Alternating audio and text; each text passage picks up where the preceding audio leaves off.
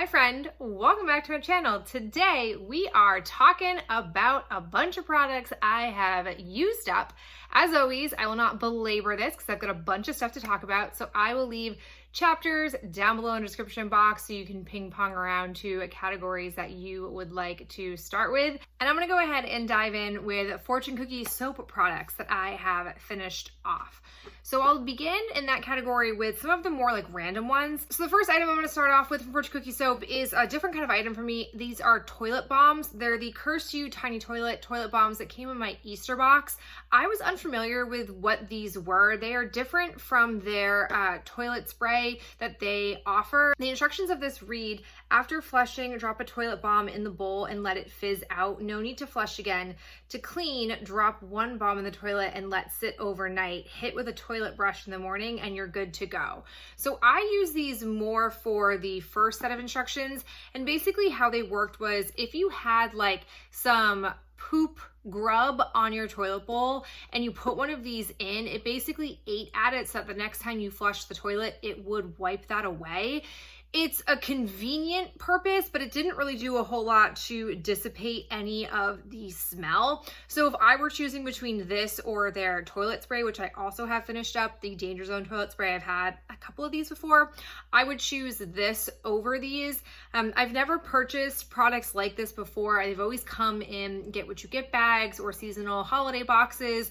I will say that I'm officially out of their toilet spray, and I am missing it. I would like to get more of it in my life. So the next time I'm looking to place an order, I probably would throw one or two of these in my cart because I do think this works really well to break up the smell that can be created sometimes when you go in the bathroom. One more before I get into fortune cookie soap body care that I finished off, and that is the King of the World laundry detergent, which was a part of their Titanic collection. I love their laundry detergents. I think they last a really long time. I don't care a lot about the different scent notes because truthfully, I don't smell the scent on my clothes, but it does work to get stains and other like gunk out of there. So I know that it is effectively washing my clothes. They recently, I say recently, probably like 6 weeks ago at this point, we're doing a smell you later and they were deeply discounting all of the items that were left over from this collection. So I did purchase a few more just to kind of like stock up on them. So you will see me work through these over the next like probably 3 months. I have a pretty good back stock of them, but I like the detergent a lot. And whenever I go on the website, I just look for the one that has the best price per ounces because the ounces sometimes vary on their laundry detergents. I don't quite know why. So that's kind of the way I go about it. I care less about the actual scent description. All right, 2 body products for fortune cookie soap. I've got the Be-Do Aloe Me Whipped Cream, which also came in the Minions box. I don't love the Aloe Me's personally because the way they structure them is you have 2 strips of lotion in the like other sides of the circle, and then in the middle they give you aloe, and I just always mix it all together and just create like a thinner version of their lotion or like their whipped cream basically. And it doesn't really work for me. I don't love it. And the scent of this was just okay. I have to say this box overall, I liked the theme, I think more than I liked the actual scents that were in the collection. It was nothing like super special that I was really into. So I'm glad that I was able to work through it so fast. On the flip side, I accidentally bought this.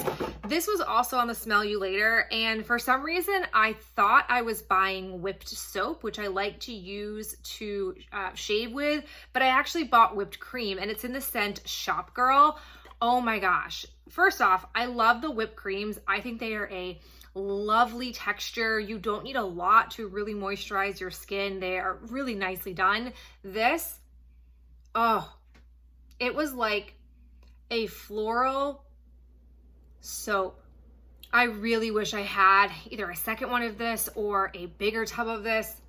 It was a really pleasant, relaxing smell. Again, I was a little bit sad that I didn't have it as a whipped soap, but it ended up being a great product for a whipped cream. I like the scent so much that I pulled it out right away and used it all up. It was absolutely delightful. So if you're on their website and you come across this one, I recommend it in any variation that they offer it because the scent is just so yummy. If you like floral and you like a really relaxing floral soap-esque leaning scent, this is perfect for that. All right, let's talk hair products. As you can see, we are in hair curling season. So unfortunately, I have used two of my favorite wave spray. Basically, I have wavy, curly leaning hair, not like true curls. My sister has really true like ringlet curls. My hair, I can style it to get it to look like this, but normally I straighten it. I had like a half of one of these left from previous hair curling season, and then I use up an entirely brand new one. Not great because this stuff is super expensive. It's $28. I'm pretty sure the price has increased. I want to say it used to be $26 and now it's $28.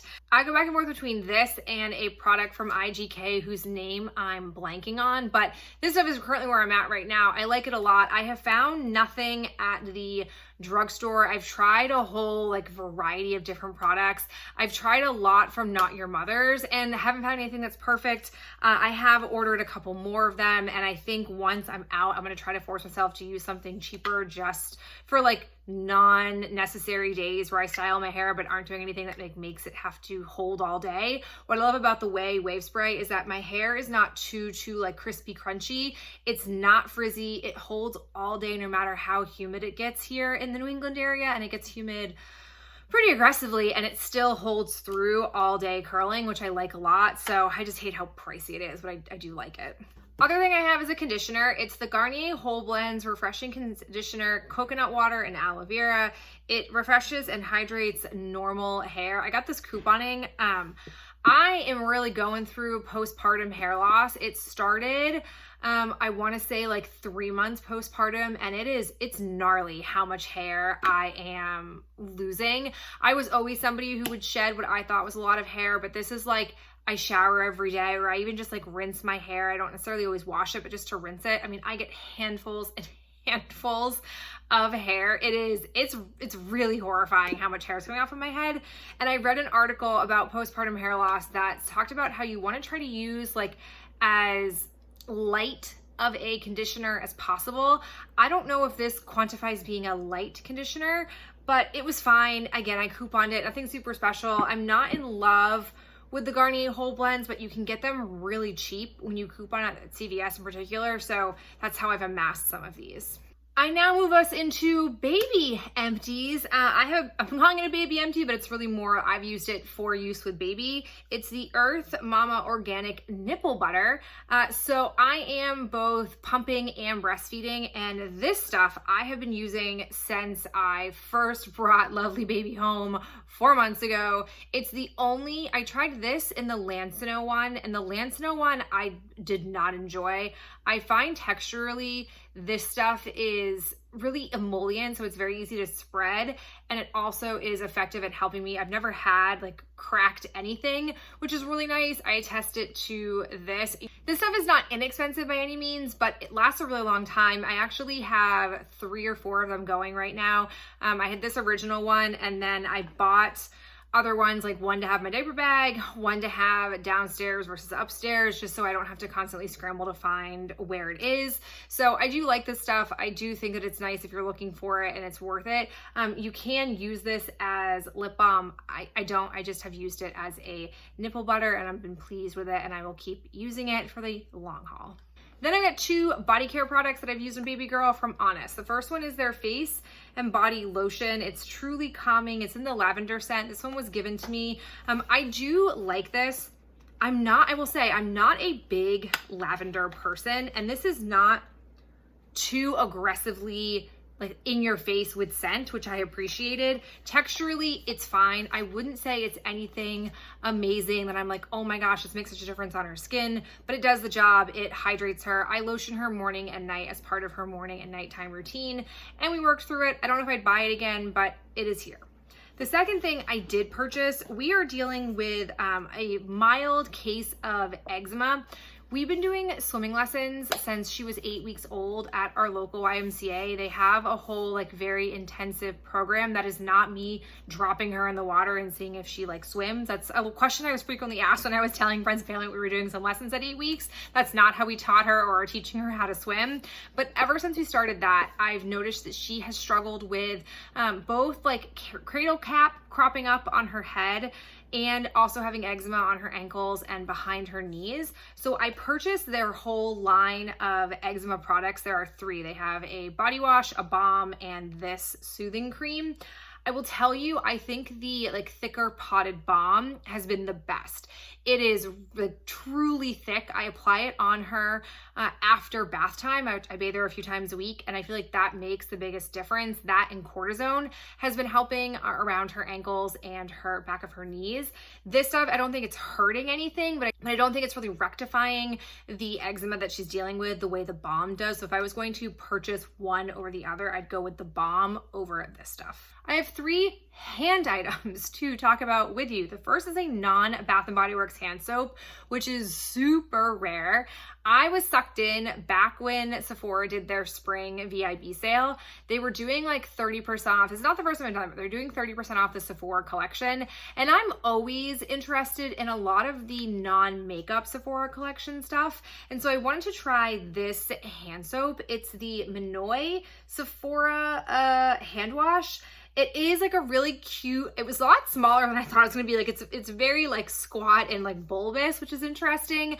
I will say though, I did not like the smell of this. I clearly don't like this floral as a scent. So in addition to not liking the scent, I will say the hand soap itself is just fine. I appreciated how the pump literally all the way down to the very bottom is where the middle part of the pump goes. So it got all the product out of here without any real fuss, which I greatly appreciated.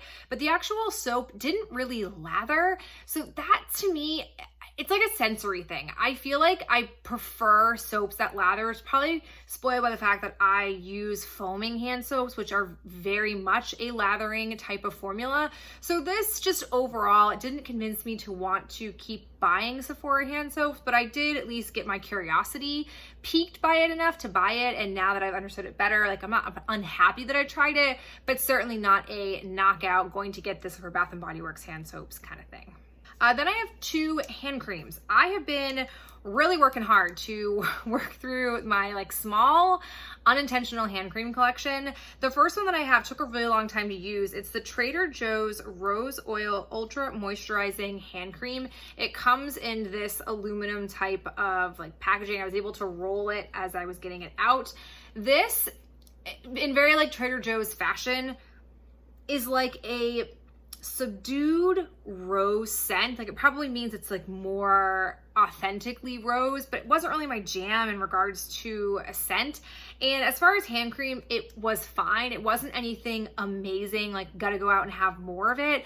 I feel if you're somebody like me who has super dry hands, you need something a bit more than this. If you're just an average dryness, maybe you'll like it, especially for the price point. Nothing at Trader Joe's in regards to their body, skincare, hair care is super expensive, but I wasn't wowed by it. And then I also have this EOS hand cream that I've had for ages. This stuff is bad. I've worked through it, a few of them. I got it as a little gift. There was a set of 3, I think, and a holiday set. No, this stuff is basically regular body lotion in a convenient size that they label as hand cream. Left my hands really greasy. Don't recommend. Wasn't really hydrating. Just all around not my favorite. I have a couple of perfume samples that I really enjoyed both of, but won't purchase because I just have, truthfully, so many full-size perfumes that I'm content with that I need to work through that I really can't justify bringing any perfumes into my life. But the first one I have is the Erin Mediterranean Honeysuckle. Oh, that was a nice floral scent. And then I've had this before, but I do enjoy it. It's the Alien scent from Mugler. Yeah. That's a delightful one. This one's really, really strong. You have to really like a strong scent, which I do, but both were pleasant. Wouldn't hate to have more of it, but just don't need to acquire any at this point. I have a couple of body items. Both of them are scrubs. So I have the Tree Hut Tanetian Vanilla Bean Scrub. This scrub, not my jam. I for some reason, I really like the scent of it on cold, but in practice, in my shower, on my body, wasn't in love with it. I had to really force myself to use it. Texturally, scrub-wise, on the scrub scale, great. Perfect for the Tree Hut scrubs. Love it. It's an abrasive scrub, so you gotta really want to peel off a layer of your skin, and I do. And it did that, but scent-wise, just wasn't my absolute favorite. It's lingered for a while in the collection, and I finally forced myself to use it, so happy it's worked through. Wouldn't get this one again. The other scrub I tried is a sample, and I don't normally feel like samples are that noteworthy, but let's talk through it. This is the First Aid Beauty KP Bump Eraser Body Scrub. So I postpartum have been dealing with chicken skin, unpleasant on just like my bicep area. I don't know what is going on. This is something that, again, I've read articles about can happen postpartum. I don't really know why or if it will be forever or what the deal is, but I hate it. I absolutely hate the feeling of that on my skin. And I know that it's really bad to pick at it, but I just can't help myself. So I've heard a lot of times people rave about this. In particular, their advertising talked about how this was really good to use on chicken skin. So I decided to, when I was able to get a sample from Sephora, try a sample of it. And I've only used it on those areas. So the sample lasted me like a solid 3 or 4 uses. And it legitimately does make a difference. It hasn't rectified it. So what it has been able to do is sometimes, I don't know if I'm gonna be able to describe this properly, sometimes these bumps feel almost, it's gonna sound gross, like a soft pimple. Like they're not a pimple. It's not, I don't think it's pus that's in here, but they feel like soft to the touch, like they're still in a way juicy. This is really gross, I'm so sorry. But when I would use this, I would notice the next day, they would have almost like a scabbed over effect. Like clearly whatever was causing that textural bump was being dried out or like loosened on my skin.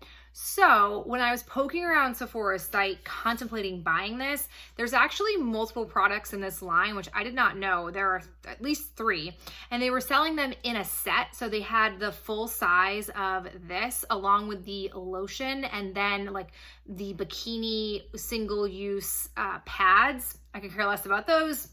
But I decided to purchase that to see if synced up with the lotion and using it more long term, I would be able to get rid of this texture on my arms, which I really am not a fan of. It really just bothers me. Like, I don't know if people can notice it. I don't know anything about that, but I think this is interesting. I'm curious to know if it actually works long term. I'll report back to you, obviously. But have you used this? Have you tried this? I don't know. I'm just really interested in it. And I feel like it's not all marketing. I do feel like there is some effectiveness behind the claims. I have one shower item we have not yet talked about, and that is a non-fortune cookie soap shaving cream. It's the Pure Silk Dry Skin Therapy Moisturizing with Aloe and Vitamin E Rust Proof Can. This stuff I got from the Dollar Tree. Now in my mind it's a $1.25 tree. This stuff is legit. It lasts forever. The rust proof claim is also valid. It did not rust, and this sat in my shower for months. I don't know if it's because I was pulling it out in the fall time and I don't shave as frequently in the fall and winter, especially when I was like real pregnant. I wasn't shaving much of anything. So it lasted very, very long. I liked it. Definitely not something that I would write off. I think if there was a time, like if, for example, Fortune Cookie Soap had the audacity to stop making whip soap again, I probably would switch over to this. Or if I was like in between whip soaps and wasn't looking to make an order to justify paying for shipping, I'd probably buy a can of this stuff. But I would not write this off. I bought it on a whim, and it's one of the few like things from $1.25 tree I feel like is totally worth its price tag and more. 2 skincare products. We're on like a lull where I've pulled out a bunch of things to start using, so I'm not gonna have a lot of skincare empties for a while, but I used up the first of a trio I had from my pharmacy Green Clean Makeup Melt Away Cleansing Balm. This is in the strawberry basil scent. Here's where I stand. I did a whole roundup of every cleansing balm I had tried over the last couple of years. This had not made it in there because it's my first time trying this, and I like this stuff. I think this stuff is effective. I think it does a really nice job being emollient and breaking down makeup and not stinging my contact lens wearing eyes. However, it's pricey, and I don't think it is leaps and bounds better than other cheaper ones that I have tried, like the top 3 that I had from my ranking video, which I'll link here in the description box for you. I feel like I have good choices there that justify the price that are like less and just as good. This I don't think was so amazing that I was like, gotta get this multiple times. Now I do have 2 other ones in different scents from the trio to try, and maybe that will sway me, but for now I feel like I'm good with the other ones that I have previously tried for a cheaper price. Second thing I have is an eye cream. It is the ColourPop Water Drop Hydrating Eye Gel. This was purchased at the time when I was trying desperately to find other alternatives at a much lower price cost than the Believe True Aqua Eye Balm that I love. And this, I felt like eye gel, it had potential, but sadly, it just didn't do it. It would work for me this time of year because I don't have the most driest of Sahara eyes as I do during the fall and winter months, but I don't necessarily feel like I want to keep buying it and having only like a few month period to use it. Maybe if it's on sale or like I have a coupon, like maybe, but I feel like it's not something that works foolproof enough to maybe want to be like, yeah, I gotta have this all the time in my collection. Let's go ahead and talk nail items. I've got quite a few because I've been really focusing in on using up packages of nails that I had already had one application out of. First though, I'm getting rid of 3 of my Kiss Power Flex brush on nail glue. I use these in conjunction with both Dashing Diva and Impress nails. I feel that they are the best to really create a foolproof application that gets me through hand washing and all of like the roughness I expose them to. So definitely recommend these. Now let's move into the actual nails. I've got 3 from Dashing Diva. The first ones I've had these before.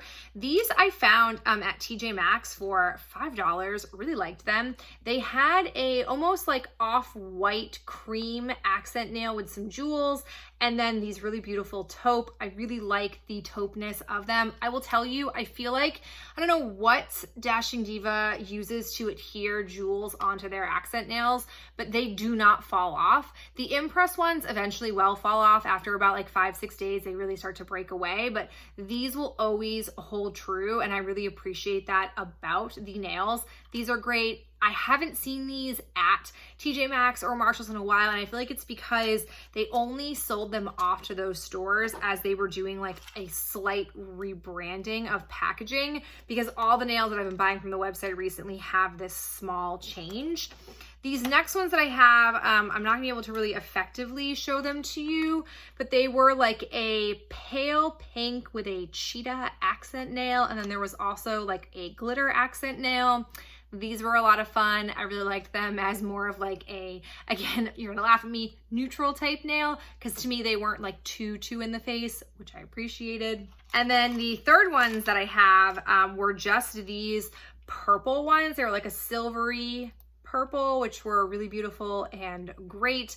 I find myself gravitating more to Dashing Diva nails when my nails are really short, my natural nails, because I find, and I'll show you on my hands, these are what Dashing Diva short nails look like. Like they don't even make it past the skin of my finger, whereas Impress short nails do. I feel like the Dashing Diva short nails are more in line with the petite line that Impress sells, whereas the Impress short nails align better with Dashing Diva's medium nails. I would never buy Impress or Kiss medium nails because they are like talons on me, but there have been a few times intentionally, unintentionally, I have purchased the medium nails from Dashing Diva and they have not been miserable to wear. As far as Impress nails go, I have 2. I was kind of going through like a green vibe. I have from the Impress color line, the Going Green. This is like a really beautiful, soft green gray. Oh, these were so pretty. Really enjoyed them. And then the other ones I have are the Spring is Coming, which look like this. Oh, so pretty. To finish this all off, I've got just a few makeup items, 2 tools. I am getting rid of this Morphe brush. It's relatively new to my collection, but I just don't like it. It's the M421. I thought this would be a really nice flat shader brush. I like the idea that it was small because I don't feel like I have really big lid space to work with since I have hooded eyes. And I just found that it was almost too small and wouldn't really pick up a lot of shadow really effectively. So I have no need for this in my life. I'm happy with what I have instead, so kicking it out. Then I have a sponge. This is the e.l.f. I think it's like the Total Face Sponge, but it's the special one they came out with for the cookies and cream line. I like this sponge. I thought the actual marketing marbling of it was really enjoyable for the collection. It did not hold up as long as I would expect it to have, but it's not a big deal. They're not very expensive, so I'd probably repurchase this. And then the last thing that I have is a makeup item. It's the Flower Forever Wear Winged Liner in Dark and Stormy. I purchased this because I had finished off my one from Haus Labs, which they've totally changed themselves and reinvented themselves. That's a whole story for a different time. And I wasn't willing to purchase it. I wasn't quite sure I wanted to, and I came across this. Here is my problem I have with a lot of brown felt tip liners, and that is that they are more of a red brown than they are like a true chocolate brown. I prefer true chocolate brown. My other complaint with this was that it wouldn't be totally opaque. So I would sometimes from the get-go would lay it down and I'd let it dry and I'd be able to see pockets of my shadow coming through.